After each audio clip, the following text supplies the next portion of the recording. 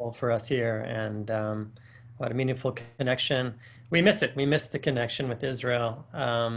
As we were gearing up, during the pandemic, we're supposed to have done a Shabbat in connection with all the conservative movement in Israel, the Masorti movement. But quickly it became apparent that other things were taking over, that we needed to prioritize our health and safety and figure things out, and quarantine. And so, unfortunately, the connection with Israel fell, down the priority list. Right. And so today is a day to bring it back up. So I appreciate the connection. Sure. And Siren's a big part of that. But today, tell us a little bit about the subject matter today, and then we'll do a little housekeeping and administration. But Sure. tell us introduce the topic. Yeah, very appropriately to the next 2 days coming up, which is Memorial Day and Independence Day. The topic I want to talk to you about tonight is called lone soldiers.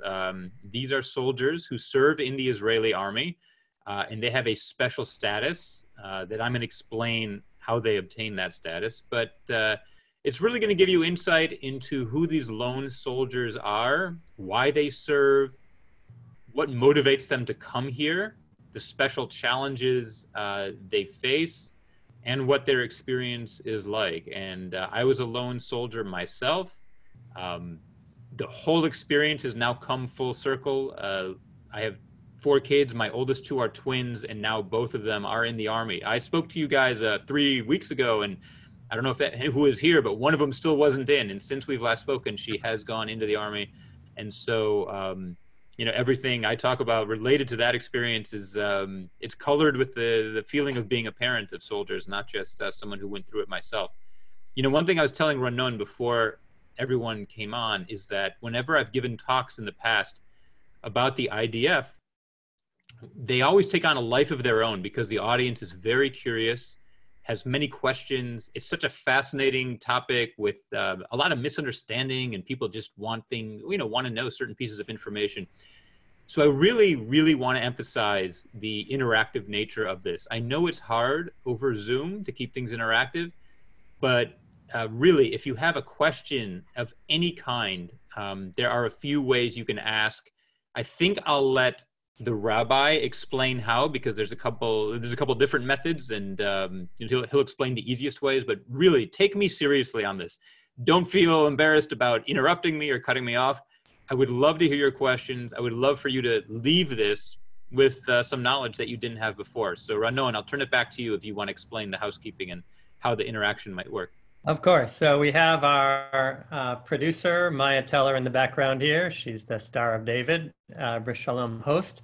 And the one way to do it is just to simply raise your hand in your screen and give a wave, and Maya will see you and then call on you at some point when we take a little break.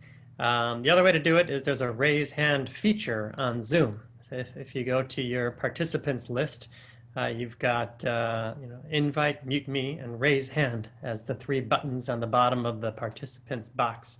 And so you can formally raise your hand through the Zoom feature, and that's the other way that Maya will know to pause and call on you when it's time. So if anybody wants to practice that feature, they can practice now and kind of raise their hand and unraise it. There you go, good. So we've got a few people figuring that out. You can raise and lower your hand electronically here on the Zoom. Wow. Who would have thought? So those are the 2 ways. You can do it old school like this, or raise your hand electronically on Zoom. And so Joel, you can also do it the really Jewish way and just interrupt. Just like, I guess if you're on mute, you can't do that. You're on mute, yeah. It's very un-Jewish. Yeah, that's true. Right. Yeah. Well, you can just unmute yourself too. Oh, there you go. Okay. Oh, thank you. Maya's allowing us to unmute ourselves to keep our, Jewish culture alive. So Joel, yeah, please. Sure.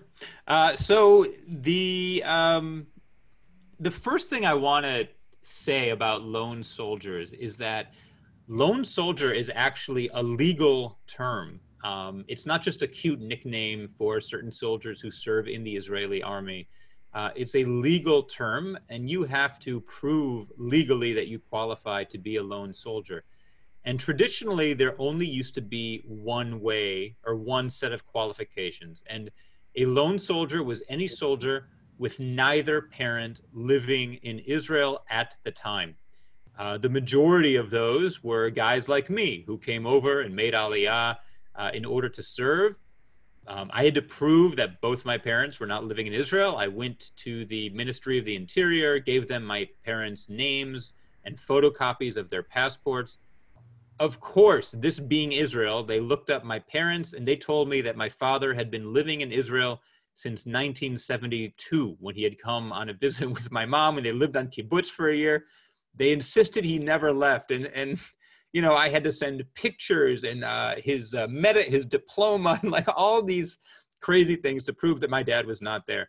My mom was not a problem, but it is something you have to prove. And so the main definition is a soldier with neither parent living in Israel. As I said, the majority are immigrants like me, but some Israelis qualified as well. I had a guy in my platoon whose father was a diplomat, and they lived in Belgium. So he and his parents lived in Belgium. He just showed that they weren't in Israel at the time, and he qualified for lone soldier status. So that's really the main category, and for a long time that was it. In recent years, there's been a whole new category of lone soldiers, and these are soldiers, Israeli, Sabra, born in Israel soldiers, who have no relationship with their parents. Both or one of their parents do live in Israel, but for various reasons, they're cut off from their families. Some of them ran away from home because they were abused, sadly. Others just drifted away from home. The vast majority, though, are ultra-Orthodox soldiers, Hasidic soldiers from black hat communities. Traditionally, they do not serve in the army. Going back to Israel's history, the first prime minister of Israel, David Ben-Gurion, was trying to rally enthusiasm and support for a Jewish state. And one of the deals he made was with the ultra-Orthodox community. If you back there being a Jewish state, then we will exempt you from army service. And currently, ultra-Orthodox soldiers, ultra-Orthodox members of Israel's society do not really serve in the army. However, some choose to do so, and their families, for the most part, look down on it to the point where they disown them, they abandon them. The feeling among many of these families is that there shouldn't even be an Israel at all. Many of them speak Yiddish. They believe that Hebrew is only for prayer and should be used only once the Messiah comes, and likewise that there shouldn't even be an Israel or a Jewish army until the Messiah comes. So when their children decide to serve in the army, they disown them, and these kids become lone soldiers. And they're cared for by the army. They live in special dormitories on their weekends off. They don't go home. And currently, right now, there are 6,000 lone soldiers in the Israeli army, which is when you think about it, is an incredible amount. 3,000 are immigrants, so that's 50%, which is really astounding. That there are 3,000 non-Israelis weren't born here or don't live in Israel, and they chose to come here. But what's also astounding is that 3,000, 50% are these ultra-Orthodox, for the most part, Israelis who are choosing to serve of their own volition. And this is a new phenomenon in and of itself. When I was a lone soldier, nobody really knew what a lone soldier was. And let me just quickly explain why you would even want to qualify as one. You get certain benefits and perks if you can prove you're a lone soldier. In my case, my pay for the army was double. So instead of getting a whopping $80 a month to be a soldier, I got $160 to help me cover phone bills and electricity in my apartment and rent and all these things that I didn't have parents taking care for. Groceries, all those little stuff. I would get gifts certain times of year. At Hanukkah, I got a crock pot, and at Passover, I got a toaster oven, which are completely useless, have absolutely no use at all to a lone soldier, but those were the gifts that the army decided to give us. The main benefit, though, is that if your parents are outside the country, you're allowed 1 month at home for every year that you serve. So after I had been in the army for about 8 months, I was able to fly back to Chicago and spend a month with my family. And that's really the main benefit that lone soldiers get. And that's why you want to prove that you are one. In terms of the ultra-Orthodox soldiers, for them it's important because they can get extra money, they can qualify for the dormitory living and all these other benefits, but that's why you'd want to prove it. When I was in the Army, this is 1997, 98, my commanders had no idea what a lone soldier was.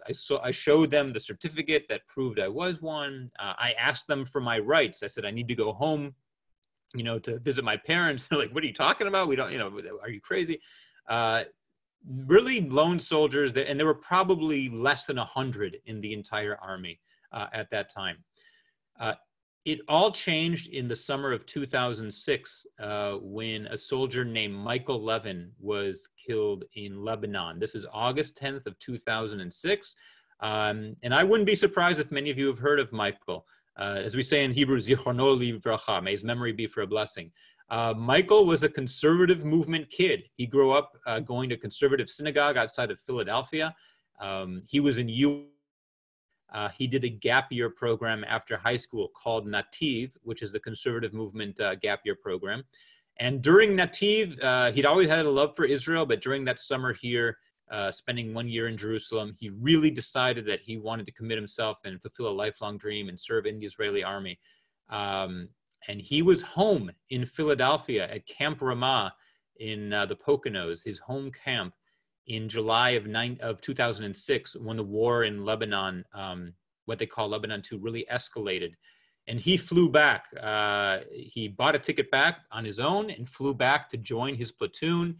He had trouble tracking them down, and they said, just stay where you are. Better not to try to navigate Lebanon on your own. But he hitchhiked with a different infantry brigade and found his paratrooper unit up in Lebanon. And I'm pretty sure that within 72 hours of being in Lebanon, he was killed. And I wrote a story about this for the Times of Israel website newspaper, and I'll forward that story to Ranon, and anyone who wants it, he can share it with you. But the crux of it is that Michael Levin was killed in August of 2006, and his parents flew to Israel, and they were really, really nervous that there wouldn't even be a minyan to say Kaddish at his funeral on Mount Herzl. And so they told a few people, if you can do anything you can to make sure that in addition to us, there's 8 other people at his gravesite, that would be very helpful. And word got out in Israel. And to write this article, I interviewed Harriet and Mark Levin in their kitchen. And I remember her telling me the story. And she said, we were driving to Har Herzl to bury, for Michael's funeral. And I saw this huge traffic jam. And I was upset. Here it is, the day I'm coming to bury Michael, and I can't even get into Har Herzl. And Har Herzl is packed. And, I didn't know what was going on. There must be some other event going on. But as they got closer, what they found out was that 10,000 Israelis had shown up for Michael's funeral so that they wouldn't be alone. And, Israel, despite all of its problems and the chaos here, that's one of the things that really makes Israel special, that 10,000 Israelis would show up for Michael's funeral. And because of Michael, lone soldiers got a name. Nobody really knew who lone soldiers were or why they came, but once Israelis heard Michael's story, he became the face of the lone soldier phenomenon. Ever since then, Israelis respect lone soldiers. They go out of their way to provide for them. And it was all because of, unfortunately, it took his death, but it was because of him. Now, since then, sadly, other lone soldiers have been killed. One of them is from Houston, if I'm not mistaken, a boy named Sean Carmieli, who was born in Israel, I think, moved to Houston with his family, but then on his own came back to Israel to join the army. And he was killed in Lebanon in, I believe, in Gaza in 2000 and maybe 16, if I'm not mistaken. I could look that up. But there have been a few others, and something similar happened then. There was a call out, to support him. And again, thousands of Israelis showed up for his funeral. So the lone soldiers are now known in Israel and they're respected. And that's a big change. I remember when I was in the Army, the biggest question I got from my platoon mates, my Israeli platoon mates, was, what if you're American, how come you didn't just join the American Army? And this question blew my mind, because I had gone to Solomon Schechter, I'd gone to Camp Ramah. And as you know, in these places, you always have these Israelis who say to you, come to Israel, it's your homeland, we need you here. And then I went to Israel, and the Israelis were saying, why'd you come? Why didn't you just serve in America? And I had to educate them. I was telling them that Israel, the army isn't just the army for the state of Israel, it's the army for all Jews everywhere. They were astounded when I told them that in synagogues all over America, every Shabbat morning, people stand up and say a prayer for the Israeli soldier. They didn't understand why. I had to explain to them, because you're fighting for all of us, not just for you. And so it was really a two-way street there. But again, this was before lone soldiers were known. Now they're some of the most respected soldiers in the army. A lot of Israelis, try to get out of their army. Not a lot, but some Israelis try to get out of their army service or to get jobs where they can sleep home every night. Lone soldiers always request the hardest jobs, the most difficult, challenging units. They want to give the maximum, and they've been a real inspiration to Israel and Israelis overall. So that is one of the huge changes from when I was in the service, 20 plus years ago, to the situation now. This is a great place to take our first break and just open up the room to any questions people have about that, the lone soldier status, or how you qualify, or anything related to what we've spoken about so far. Quick question: why? Sure. What other countries do they come from? Yeah, I would say the U.S. is if I had to guess, is probably the largest. One of my daughters, her job is to teach chemical warfare instruction, so she goes around to different bases teaching the soldiers what to do in case of a chemical war, what equipment they need. And yesterday she worked with an infantry platoon only of immigrants. And she told me that most were from the US, but they also had England, Australia, a soldier from Uruguay, South Africa is really big right now. France is very big.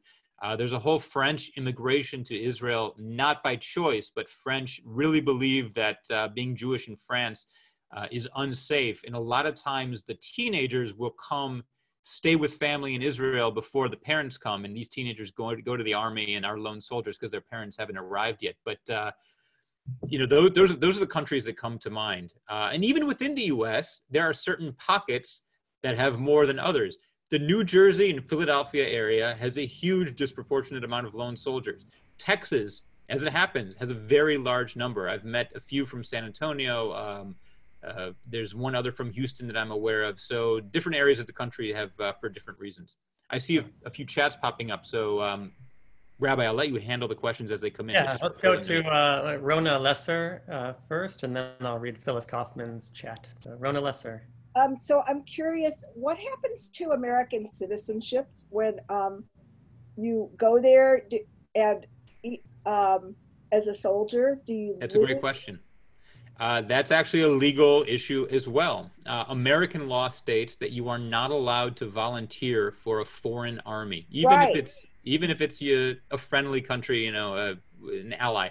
However, if you are drafted into a foreign army against your will, as long as it's an American ally, you can keep your U.S. citizenship. Oh. So what you have to do, you have to make Aliyah and immigrate to Israel and get drafted, quote unquote, against your will. Of course, that's why you're going, but you have to get drafted, and then you can keep your American citizenship. And that's what I did, and that's what just about everyone else I know does, because we want to preserve that U.S. passport.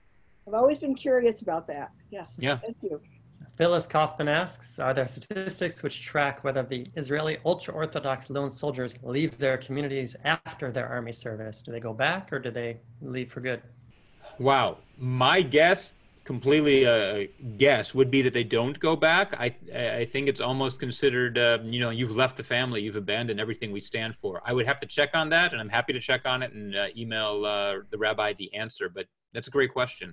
Thank you. I assume you're right. Yes. Are Haredi lone soldiers given any secular training? How do they learn to manage in a secular world? They serve, yeah, for the most part, they serve in their own units. One of the big complaints has been that the standard of kashrut, of keeping kosher, isn't stringent enough for them. I must say that's probably true. The level of kosher keeping once you're in the army, and if you're on a base with 3,000 people, and the guy in charge of the kitchen is, didn't graduate high school, he's not going to care so much about which fork touches which plate.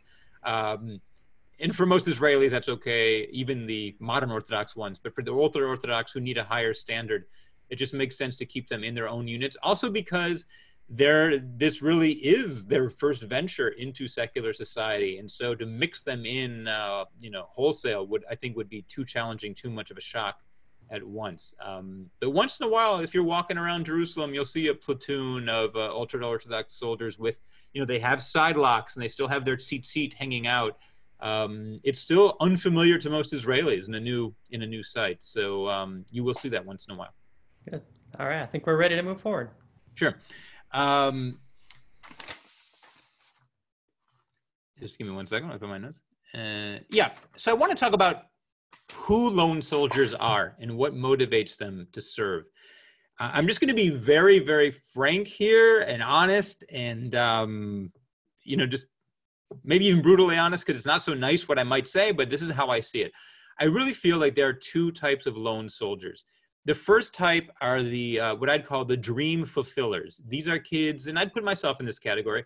These are the kids who grew up in Jewish day school, strong Jewish identity, synagogue connection, went to summer camp, had Israeli exchange students in their houses, had been to Israel several times. And serving in the army seems like really the pinnacle of their Jewish identity. After all these years of Jewish commitment, it just makes sense to take that one last step and really do the ultimate Jewish act in many of their minds, which is to serve in the Jewish army. For many of them, they have a very big view of Jewish history. They're able to think about the fact that, 80 years ago, Jews were in concentration camps. Now Jews have their own army. They want to be a part of that story. And so that's the first category. The second category I would call the lost souls. And there are more and more of these lone soldiers. These are kids who just from having interviewed them and getting to know them, they come on a birthright trip. It's their first time in Israel. And they either don't go home after that birthright trip, or they decide during birthright, a 10-day trip to Israel, that they are now going to join the Israeli army. And, I can't think of any other country in the world where you go for 10 days and decide to join the military after having been to the country. But it happens more and more in Israel. If there's a common theme among these kids, it's that they're looking for something in their life. They're looking for something meaningful. They didn't quite fit in at home with whatever crowds, maybe in high school, that were available. But suddenly Israel, makes them feel like they belong. They certainly have Israelis encouraging them on these birthright trips that, yeah, you can do it. And that's kind of the other category. We had one in my platoon. His name was Tim Bailey. And I write about him in my book. And I should mention that I did write a book about my service in the Israeli army. It's called the 188th Crybaby Brigade. And in the book, I talk about Tim. Tim grew up Christian, hardcore Christian in Oklahoma. And on his 18th birthday, his mother revealed to him that before becoming a born-again Christian, she'd actually been Jewish at the time that he was born. And according to Jewish law, if she was Jewish when he was born, it doesn't matter what she does afterwards, he himself would be Jewish. So he found out when he was 18 that he was Jewish. And this exploded an identity crisis in his mind. And one of the ways of dealing with that crisis was to join the Israeli army. And so he showed up. I remember the night he showed up, and he was just this complete oddball. He didn't speak any Hebrew at all. He was he's a Southerner. He knew about all the weapons. He read Jane's Defense Weekly. I read the New Yorker. Like, the difference between us were so stark.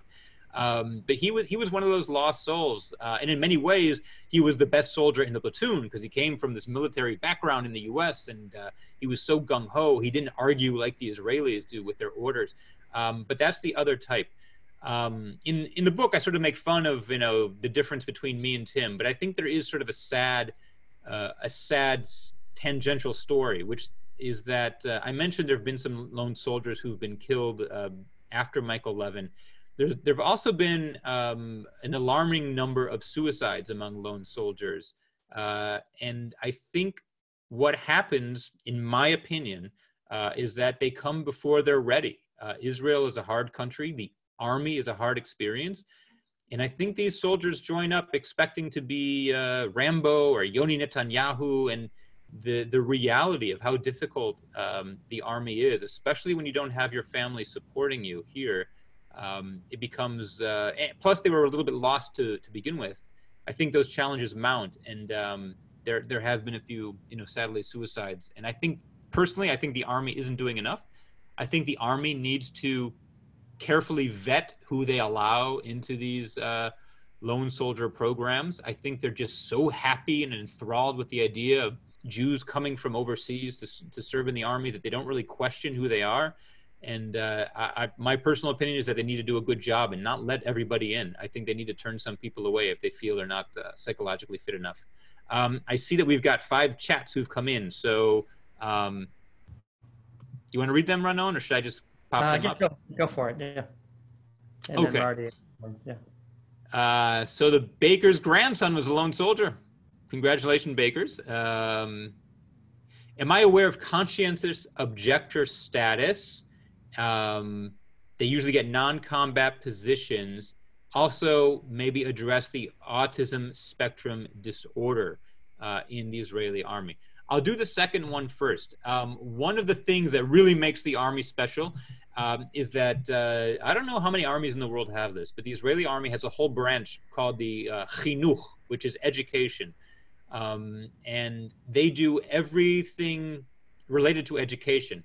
If there are kids who didn't graduate high school, there are special soldiers, usually they're women, who help these students get a degree or get their high school diploma while they're in the army. When there are lone soldiers who come here, they go to a special base called Michve Alon, and these education soldiers help teach them Hebrew and teach them the parts of the weapon and do all these sort of introductory things so that when they finally get to their unit, they won't be as shocked as before. They teach them army slang and sort of prepare them. One part of the education branch is this autism, spectrum disorder branch. And what they do is they look for ways to incorporate soldiers with special needs. It's not just autism, but it's other special needs as well. They look for ways to incorporate Israelis with special needs into the army. Often this can be work like packing, food into boxes or other sort of more manual labor. But the army is big on trying to find places for anyone who wants to serve that they can. And that's very special as well. I don't know more about it. Obviously, go look it up on your own because it's really a fascinating idea and a beautiful part of the army. But I do know that it does exist. In terms of conscientious objectors, my wife doesn't like that I talk about it, but she's not in the room. Her brother was a conscientious objector. And I write about him in my book. This was a big deal. My mom, Freudian slip. My wife comes from a Sephardic family. Her father grew up in Tel Aviv before Tel Aviv was in Israel. There was no Israel. It was just a mound of sand and just becoming a city. And he fought in 4 wars. He would always volunteer for extra reserve duty. So when his own son, at the age of 18, said that he did not want to serve in the army, it was a real blow to the family. Now it's more common, but back then it wasn't so common. And all he did was he just protested and said, "I don't want to serve." And they never really listened to him. And finally he said, "If you give me a gun, I'll shoot myself." And they dropped him right there. He never really heard from the army again. Now, I feel like the situation now is that anyone who really, really doesn't want to serve can find a way not to, due to immigration. Plus, the role of technology is getting rid of a lot of the manpower roles, that used to be needed. Israel doesn't need as many soldiers, bodies as they used to. So if you really make a stink about it, you can get out of it. it depends which community you're in. You know, I live in Ra'anana, which is a pretty strong, it's sort of like the Bel Air area of Houston. It's a, you know, strong upscale community, and pretty much everyone, all of my kids' friends here are going for the best units. They spend a year ahead of time. You know, just like you have Princeton Review in the US, prepping for your SATs, here they have combat unit training, so that you spend a year going through physical drills with instructors, so that when it comes time to try out for a unit, you'll be physically ready. That's a very big thing in this community. So I think it depends where you're from.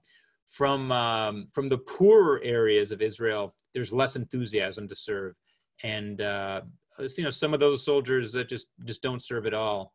Not always because of conscious objector, but just they don't want to. They don't want to spend 3 years of their life taking orders from people. And to be honest with you, they're often more trouble than they're worth, and so the Army just lets them go. Right. I can tell you a little about, you keep referring to the soldiers as kids, which is kind of a strange thing, as, right, when we think about the U.S. Army, we think about men.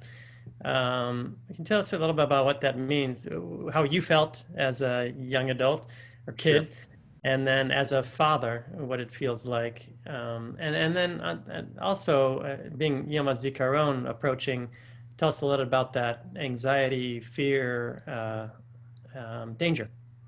Sure.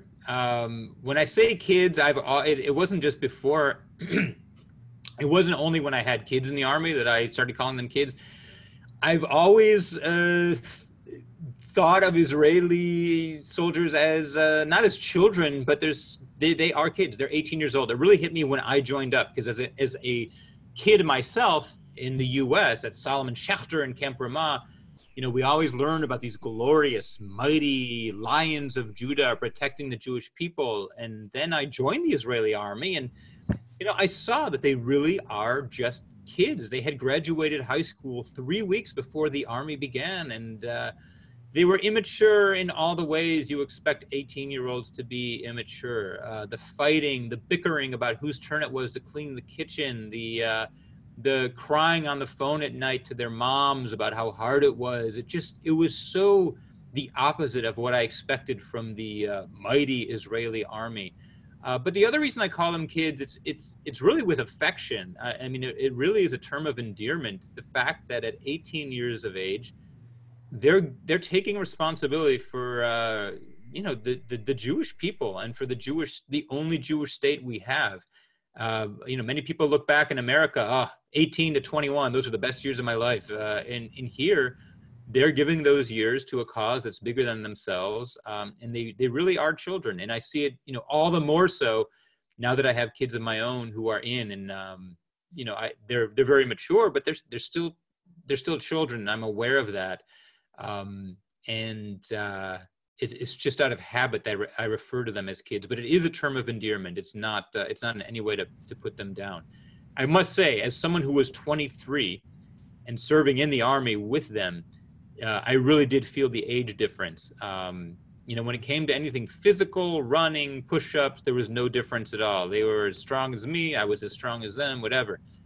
But the maturity of having gone to college for 4 years, that is where I really felt the difference between them and me. And I did feel that they were younger, just because I didn't argue with things. I knew that as bad as it was, in 1 hour it would be over. But Israelis, you know, really want to fight for what they believe in, and don't want to be the sucker who gets stuck with menial tasks. And so I saw their immaturity very stark. So how did they compensate for the responsibility and decision making that they're responsible for? I think there's a difference between soldiers when they first join and who they are 7 months in. For a combat soldier, typical training is 7 months. And that first month or two is, you know, the kid who, just a sort of tangent here. One of the big words I never knew until I came to Israel was the word friar. I don't know if anyone has heard the word friar. It's not even a Hebrew word. I think it comes from Yiddish, if I'm not mistaken. But friar means a sucker, or someone who gets taken advantage of. And it's really the worst thing you can be in Israeli society is a friar. No one wants to be taken advantage of. And you can see where it comes from. When you live so close to your enemies, you don't want to look vulnerable, and you want to look strong. and you don't want to look weak and be a friar.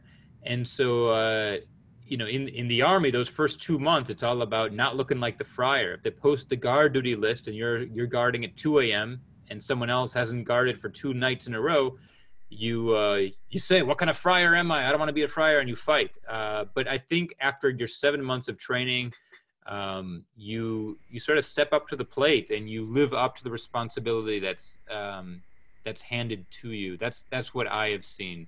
I didn't, you know, I was in Lebanon at the end of my service and we were doing operations against Hezbollah. I didn't see any of that friar stuff. I didn't see any of the fighting and bickering going on in Lebanon that I did in basic training. But that's part of how the Army is constructed, is to sort of weed that out of you as you go along. Beautiful.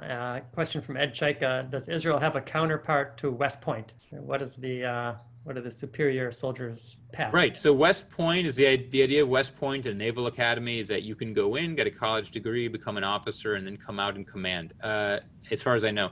In Israel, there is something called Atudai, which is if you have good grades and sort of, you know, academic excellence in high school, the Army will invite you to apply for a program where you mix academic learning with your Army service.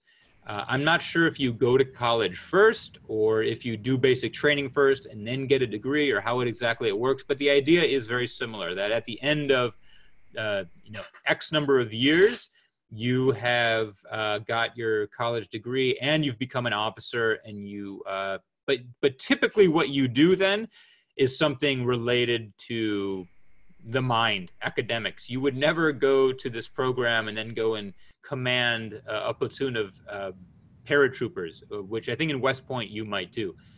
Here, if they're going to give you your college degree, they're going to put it to use, you know, with something that you would actually use it for. Another big distinguisher between the U.S. military and Israel is that everyone here really does go through the same path.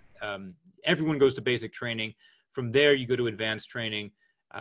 Then you could become a commander. But I think in the U.S. military, you could actually go straight to officer school very early on and be on an officer track. Whereas in Israel, you have to start in basic training with everyone else and sort of get tapped to move up in the ranks.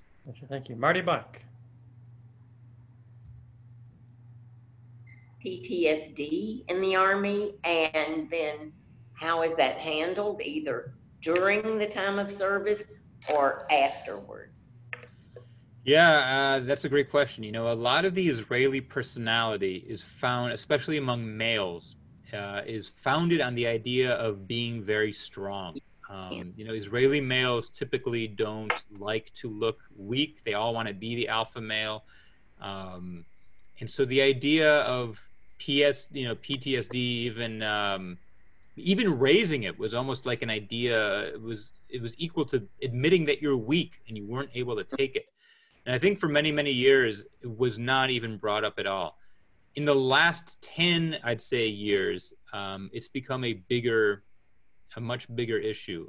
There's an organization in the United States, based in the US, called Peace of Mind, and you can look it up. I have some American friends who help run the organization. In Peace of Mind, their mission is to help Israeli soldiers who've gone through a traumatic combat experience decompress and talk about that experience. What they usually do is they fly an entire unit of like 10 guys from an elite unit to the United States, and for 1 week they do fun things. They go to Disney World, they go to basketball games, and you know, all the things that the kids their age should do. But then also during that week they have meetings with social workers, and they each get 1 day dedicated just to them, where they get to talk about whatever burdens they've, you know, whatever things they've been holding on to. And from what I've heard, these meetings are very, very emotional. And I think Israel just now is waking up to the idea of PTSD. And I think it also explains, mostly it's after the Army, not during, that it's dealt with. But I think it also explains a lot about Israeli society. You know, I've always worried that Israeli society, you know, what happens when everyone has gone through the Army? What happens when everyone learns that by shouting and being violent and being strong, that's how you get what you want?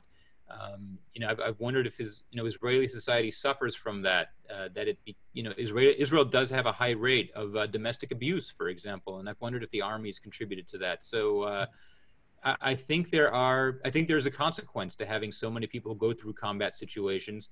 Yeah. It's finally being dealt with more. I don't think it's being dealt with enough. Well, Marge Mayer wants to know about the percentage in gender, the gender split of the lone soldiers in particular. You spoke of alpha males. Is there a female culture of lone soldier also? Yeah, I don't know the actual number, but I think it's pretty high. I think it's like 60% male, 40% female, something like that. There are many female lone soldiers, and when my own daughters were looking at units and trying to navigate the process, there's a Facebook group for lone soldiers, and they turned to them, and a lot of the young women there were giving them advice and helping them out. And it's by no means is it just males. In the Army in general, women really do have good opportunities to do jobs that are meaningful and that contribute. They're not just secretaries. Like I told one of my daughters is doing this chemical warfare training, another is helping deal with combat engineers and finding tunnels. And so, if you can rise to the task, women have great jobs. The only rule is that women are not allowed out of Israeli territory. So they would never there are women combat soldiers, but they stay inside Israel. They would never go into Gaza. They would never go into the West Bank. They would never go into Lebanon. The reason being that we just can't be sure that our Arab neighbors would honor Geneva Convention agreements about how to treat prisoners of war, and so we don't want to send women into that kind of a scenario. But women do serve in some amazing roles here. I don't know the exact percentage, but now I'm curious among the lone soldiers. All right, so I have two more questions as we're kind of nearing the end. One of them is just about your book, about the Cry Baby Brigade, where the title comes from, and more about that. And then the other one is, right, the siren just went off, and we're heading into Yom HaZikaron. It's for the fallen soldiers, as a memorial for those who lost their lives. And I assume as a parent of a soldier and as a comedian, you probably want to avoid thinking about some of those issues. But if there's a way you can help us access that grief that's happening in Israel and ought to happen today. Yes. In terms of a parent myself, I must say I'm really not that worried. If my oldest two were male instead of female, it might be different. If they were in combat units or as opposed to not. But I was a math minor in college. I believe in statistics, and they're not always, obviously there's outliers, but statistically most soldiers go into the Army and come out absolutely fine. So I don't worry about it so much. How does the country deal with it? We have friends whose sons are in the Army right now in elite combat units and are guaranteed to see action. And I've talked to these parents, and they've been raised to know it's going to come.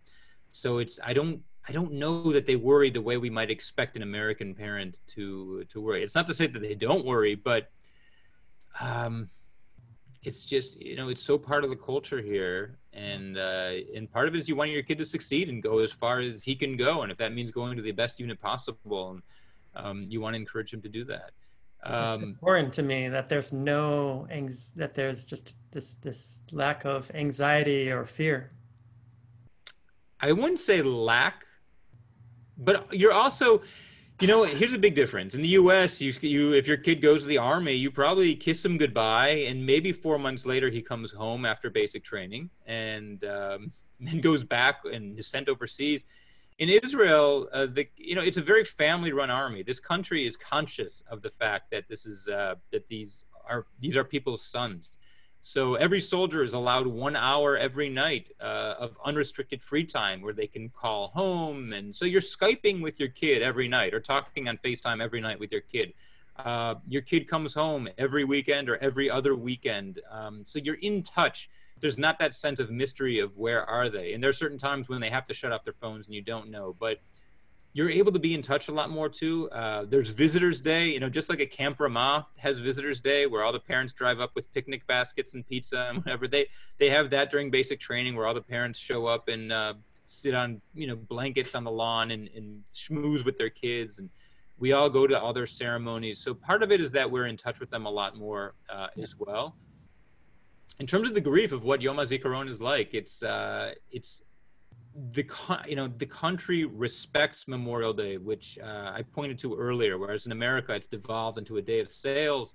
Here, you know, every newspaper tomorrow, a large part of the newspaper is going to be dedicated to soldiers who have fallen, with pictures and biographies, and not just on Memorial Day. I mean, if God forbid a soldier is killed in Israel, it's front page news the next day in the newspaper.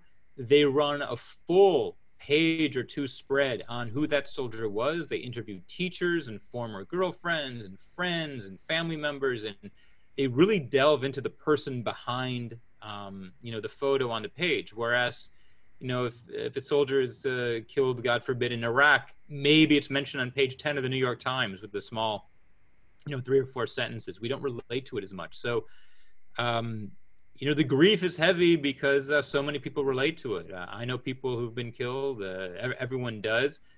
But at the same time, tomorrow night begins Independence Day, and it's the happiest day on of the Israeli year. And so you have to make that quick change from dark to light. You know, but that's part of what makes Israel what it is. The title of the book, very quickly, 180th Crybaby Brigade. That was a nickname that our officer gave to us. There was so much fighting and complaining during basic training over who had to guard and, you know, who had to work in the kitchen, that one night our officer said, you need to ask yourselves a question. Are you a platoon of combat soldiers, or are you Chativat HaBachyanim? Are you the Crybaby Brigade? And for me, I felt the title was very appropriate, because so much of what the book is about is the expectation of one thing and then reality hitting it. The expectation that you're going to be a Lion of Judah, and then the reality of, you know, these are kids from neighborhoods just like mine, and they like the NBA and video games and all the things that 18-year-olds should. And it's almost my fault for worshiping them and lionizing them to the extent that I did. So I tried to capture that conundrum in the title. That's where it came from. Thank you. So I guess that is a source of humor, which is the unexpected. Is it a humorous book, or is it a? I think it's both. I think a lot of people, you know, one of the comments I get a lot was that the first part was funny, but the second part did get dark. I mean, there are some dark moments, both personally and just in terms of the Army itself. And what I really tried to do, I tried to be honest. I didn't want it. This book doesn't have an agenda. It's not pro or anti anything. It's really just an honest portrait of what life is like for a soldier. And I guess what I'm most proud of is that a lot of lone soldiers have read it, and a lot of their parents have read it, and relate to the story. And I'm glad you can feel so alone when you are a lone soldier. One of the big challenges of being a lone soldier is that you don't have that support network with you. You know, Israelis come home and they have their moms cooking, and they have friends waiting for them, and they sleep in their childhood bedroom. When you're a lone soldier, you know, I would come home on the weekend, I would do my laundry, I would get to the supermarket before it closed for Shabbat, all the errands you would have to do, and I didn't have that family supporting me. And so if the book can give a little bit of a sense of community to these lone soldiers, then then that makes me happy. And where can we pick one up? Well, does Amazon still deliver? Are they still working? I think they are, yeah. Amazon would probably be the best place. I'm hoping I'll be in Texas, you know, next fall, next spring, whenever things are back to normal, and maybe I would do something at the shul when I am. But Amazon probably would be the best place. Awesome. And then Nancy Fried had one last question, which is about Fauda. Have you watched Fauda, and what are your thoughts on that? I wrote the first episode of Fauda. I didn't watch the second. I enjoyed it. I knew it was a TV show. I think it did a good job of capturing the complexity of it. You know, that there's no clear good guys and bad guys. Everyone has their history. You know, I still thought the Israelis were the good guys, but I think what's more important is that it put Israel on the map as a producer of great, high-quality television, as opposed to any, huge revelations to me or people I knew about Israel's, political or security situation. Are people watching it? Are Israelis watching it? Yeah, Israelis are into it, but they watch it differently than I think the rest of the world watches it for this, wow, this behind-the-scenes look at what things are like in Israel. And Israelis watch it to see, kind of relate to a story they're already familiar with, but told with a bit more drama and clever, more clever dialogue and just, neat plot twists, as opposed to this inside look at this secretive, army unit or Right. whatever. All right. And then unorthodox, is that? Yeah, and it's getting a lot of traction. I don't know the show, but anytime I go on Netflix, which isn't often, but when I go on, I see that it's like number 1 or number 2 in Israel, right up there with Contagion. So you can see what people are interested in. But I'm just proud that Israel's getting some recognition and becoming known for more than just Startup Nation and the Mossad, but they're really becoming known as producers of really good television programs. It began with that psychology show, In Treatment. That was an Israeli show, and there've been a few others. So I think that's a good. Israel needs to carve out a space as a producer of culture. That's a great place to be. Wonderful. All right. So final thoughts or reflections as we head into Yom HaZikaron? Yeah, I mean, one final thing, and is I'm starting a podcast soon that's called Lone Soldier, and the idea of the podcast is just what it sounds like: is to interview lone soldiers, ideally one a week, and to hear more about them, why they come, what their service was like, and sort of dig deep into this whole lone soldier phenomenon. It really is phenomenal and crazy when you think about it. There's so many people come from overseas to join an army of a country they don't literally belong to and don't have to serve in. So this podcast, once it does get up and running, I'll let the rabbi know, and he can spread the word, and maybe you can enjoy it. But otherwise, it's always special to be in Israel, but this time of year is extremely special, and it often reminds you of why you came in the first place. Israelis unite on at times like this, and with so much going on, it's nice to see the country uniting to remember these soldiers who mean so much to us. So it's heartwarming to see. Thank you, Joel, for joining us. May God, who blessed our ancestors, bless and protect the state of Israel, and protect its citizens and its lone soldiers and those who defend our holy land. And say it together. We say, Amen. Amen. And thank you for your questions, everyone. I was really happy to hear some input from you. So we'll unmute everybody, and you can say their hellos and farewells and connections. Thanks again, Joel. We appreciate you. Absolutely. Thank you. Thank you. Thank you. I'll stay on a second in case there's any last minute questions, but otherwise, Thank you. hope to see you again.